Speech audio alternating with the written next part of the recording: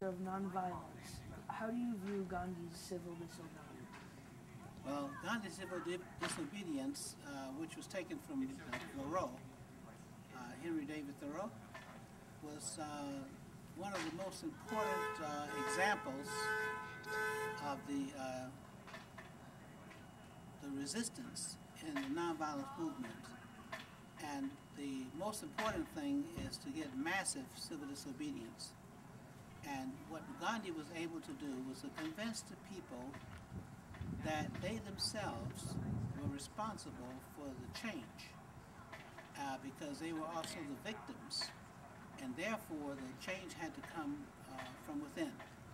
Now, when we talk about civil disobedience, it has to be looked at in a much broader context. First of all, many people view it as breaking the law.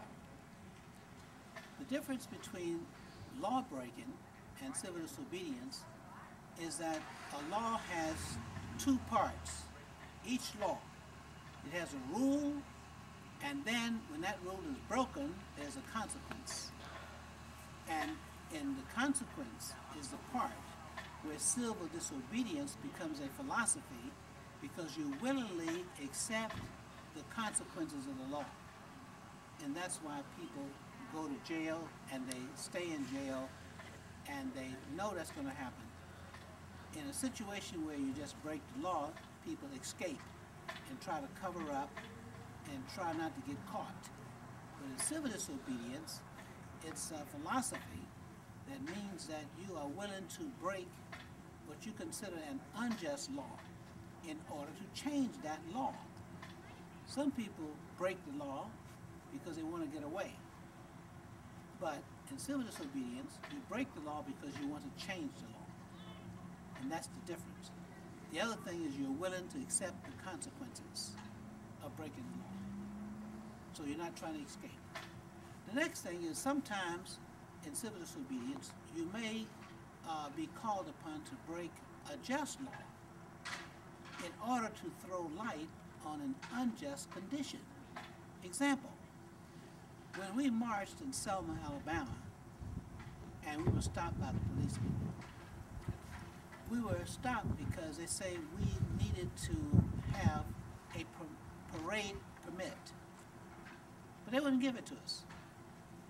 But the purpose of the parade permit was for a good purpose.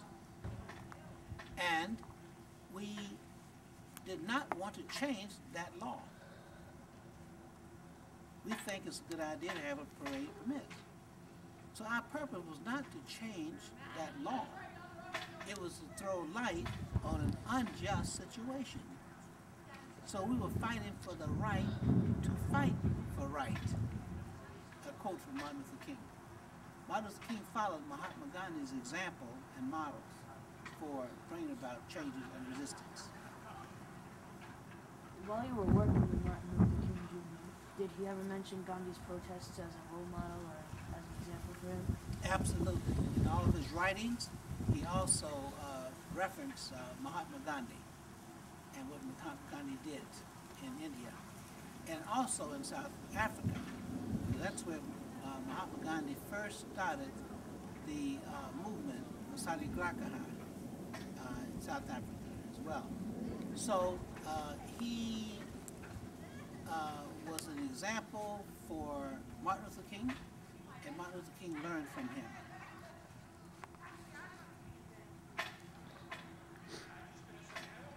Was the Salt March the greatest thing that Gandhi did in his nonviolent protests?